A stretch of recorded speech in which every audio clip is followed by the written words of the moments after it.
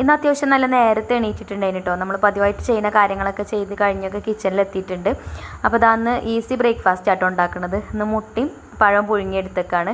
അങ്ങനെ ബ്രേക്ക്ഫാസ്റ്റേ കഴിച്ചു. പിന്നെ ഞങ്ങളിതാ പുഴയ്ക്ക് വന്നിട്ടുണ്ട്. അപ്പോൾ കുറേ തുണികളുണ്ടായിരുന്നു അലക്കാൻ.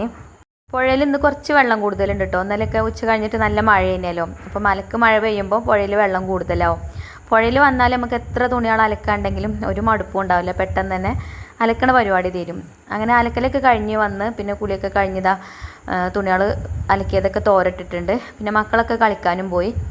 പിന്നെ എനിക്ക് എൻ്റേതായിട്ടുള്ള കുറച്ച് വർക്കും കാര്യങ്ങളൊക്കെ ചെയ്യാണ്ടേനും. പിന്നെ അതൊക്കെ ചെയ്ത് അപ്പോൾ നമ്മൾ ചോറൊക്കെ ഉണ്ടാക്കിയിട്ടാണ് കേട്ടോ പുഴയ്ക്ക് പോയിട്ടുണ്ടായിരുന്നത്. അതേപോലെ കറിക്ക് പരിപ്പ് വേവിച്ച് വെച്ചിട്ടുണ്ടായിന്.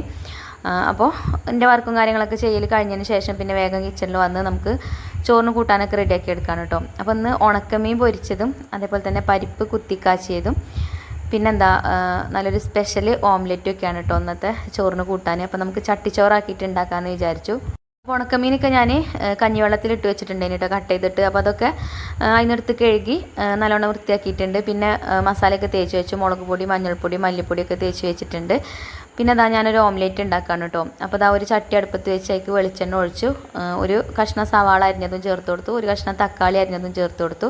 ഒരു പച്ചമുളക് അരിഞ്ഞതും ചേർത്ത് കൊടുത്തു. പിന്നെ അതിലേക്ക് മുളക് പൊടി, മഞ്ഞൾപ്പൊടി, മല്ലിപ്പൊടിയും കുറേശ്ശെ ചേർത്ത് കൊടുത്തു.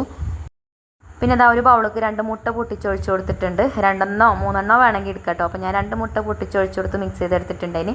എന്നിട്ട് അത് ഒരു ചട്ടിക്ക് ഒഴിച്ചു കൊടുത്തു കേട്ടോ. അപ്പോൾ അത് അടച്ചു വെച്ചിട്ടുണ്ട് ചെറിയ തീയിലിട്ടിട്ട്.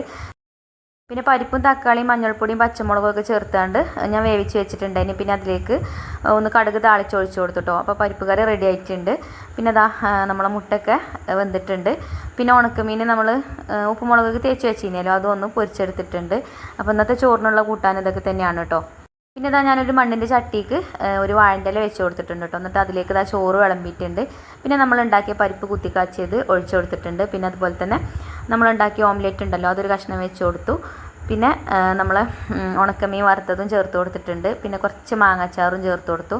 പിന്നെ കൊണ്ടാട്ടമുളക് ഫ്രൈ ചെയ്തതുണ്ടായിരുന്നു കേട്ടോ, അതും ചേർത്ത് കൊടുത്തു. അപ്പോൾ നമ്മളെ ചട്ടിച്ചോറ് റെഡി ആയിട്ടുണ്ട്. ഇതൊക്കെ കൂടെ കൂട്ടിക്കുഴച്ച് കഴിക്കുമ്പോൾ ഉണ്ടല്ലോ അടാറ് ടേസ്റ്റാണ് കേട്ടോ. ഒന്ന് ട്രൈ ചെയ്ത് നോക്കുകൊണ്ട് വീഡിയോ ഇഷ്ടപ്പെട്ടാൽ ലൈക്ക് ചെയ്യുക.